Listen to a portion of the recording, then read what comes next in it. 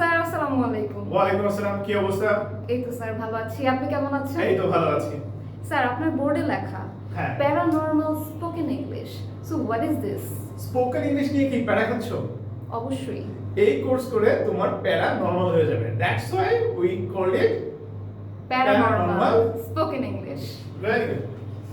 Paranormal spoken ইংলিশের বৈশিষ্ট্যটা কি অ্যাকচুয়ালি? ঠিক আছে? আচ্ছা, আমি তোমাকে পুরো আমাদের 90 মিনিটের ক্লাস বুঝাই দিচ্ছি যে পুরো 90 মিনিটের ক্লাসে আমরা আসলে কিভাবে কি করি। ঠিক আছে? আচ্ছা, আমাদের 90 মিনিটের ক্লাসকে আমরা 30 মিনিটসের তিনটা চাঙ্কে ভাগ করেছি। ফার্স্ট চাঙ্কে থাকবে হলো তোমার ফ্লুয়েন্সি ডেভেলপমেন্ট।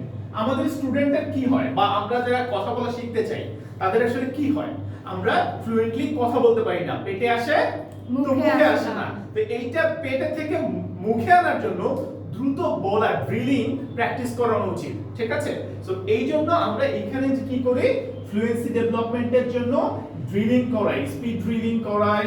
ঠিক আছে? বিভিন্ন ধরনের ড্রিলিং করাই। শুধু কি ড্রিলিং করাই হবে? আমি কি কথা একজনে বলবো, একার সাথে বলবো? আচ্ছা, আমাদেরকে কোয়েশ্চেন করতে হয় না? জি। আবার সেটা উত্তর দিতে হয় না? সো আমাদের এইখানে সেই সাথে থাকবে কোয়েশ্চেন আনসার প্র্যাকটিস। এটা তুমি তোমার বন্ধুর সাথেও করতে পারো, পার্টনারের সাথেও করতে পারো, আবার পার্টনার ছাড়া একা একা করতে পারো। ঠিক আছে? এবং তারপরে থাকবে ডায়ালগ প্র্যাকটিস। এই ডায়ালগ যেগুলো থাকবে এই সিচুয়েশনের বিভিন্ন সিচুয়েশনে কিন্তু আমাদের ইংলিশ বলা লাগে। সো এই বিভিন্ন সিচুয়েশনে যে আমরা ইংলিশ বলতেছি, এই বিভিন্ন সিচুয়েশনের উপর বেস করে আমাদের যে গ্রামাটিক্যাল স্ট্রাকচার বা যে গ্রামার বেস করে ওইটার লেসনটা, ওইটার উপর বেস করেই কিন্তু আমাদের এই ডায়ালগ গুলো থাকবে, আমাদের কোশ্চেন আনসার গুলো থাকবে। এবং প্রতিটা লেসনে প্রায় 10টা করে কি দেয়া আছে, ডায়ালগস দেয়া আছে। এত ডায়ালগ বাংলাদেশের কোনো বইয়ে দেয়া আছে কিনা আমার জানা নাই। এইটা গেল প্রথমে তোমার ফ্লুয়েন্সি ডেভেলপমেন্ট প্র্যাকটিস। এই ফ্লুয়েন্সি ডেভেলপমেন্ট স্যার এখানে কি পুরো বাংলা দেয়া আছে? হ্যাঁ, বাংলা সহ উচ্চারণ সহ দেয়া আছে। এই প্রথম বেস ক্যাম্পের বইয়ে আমরা বাংলা সহ উচ্চারণ সহ দিয়ে দিয়েছি, মিনিং সহ দিয়ে দিয়েছি, সো দ্যাট ইজিলি যারা শূন্য লেভেল থেকে আসলে স্পোকেন ইংলিশ শিখতে চায় তারা বুঝতে পারবে।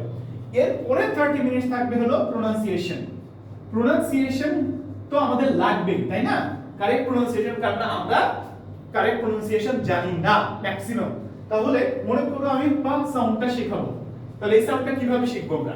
প্রায় 9টা অ্যাক্টিভিটি। কয়টা অ্যাক্টিভিটি আমাদের বইয়ে, কয়টা অ্যাক্টিভিটিস আছে? 9টা অ্যাক্টিভিটিস আছে। এই 9টা অ্যাক্টিভিটিস এর মধ্যে প্রথমে থাকতেছে টাং টুইস্টার্স।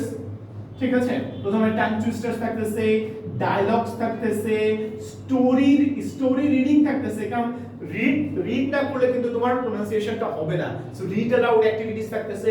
এরকম আরো অনেকগুলো প্রায় 9 ধরনের অ্যাক্টিভিটিস থাকতেছে। সব আমি ভিডিওতে বলতেছি না, আপনারা যারা ভিডিওটা দেখছেন এবং যারা কোর্স করবেন তারা সব ডিটেইলস পেয়ে যাবেন, আমাদের বইয়েও কিন্তু এগুলো থাকছে।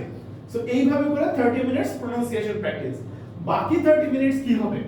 আচ্ছা, আমরা যখন ভাষা শিখি প্রথমে আগে লেখা শিখি নাকি আগে পড়া শিখি?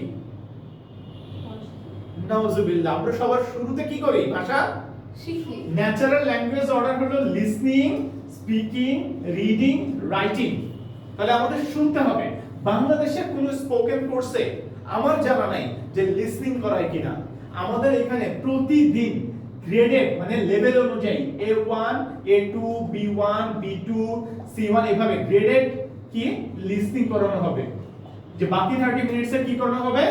লিসনিং করানো হবে। শুধু কি লিসনিং করানো হবে? লিসনিং করানোর সাথে সাথে বিভিন্ন ধরনের এক্সপ্রেশনস ইংলিশে কথা বলার জন্য থ্যাংক ইউ কতভাবে বলা যেতে পারে, সাজেশন কতভাবে দেয়া যেতে পারে, বা পারসুয়েশন কতভাবে করতে পারি, অথবা কাউকে রিকোয়েস্ট কতভাবে করতে পারি, সেই এক্সপ্রেশন গুলো থাকবে। সেই সাথে স্ট্রাকচার বেসড, যেমন আই এম গোইং টু বা আই এম অ্যাবাউট টু, এরপরে কতভাবে সেন্টেন্স তৈরি করার জন্য প্র্যাকটিস থাকবে।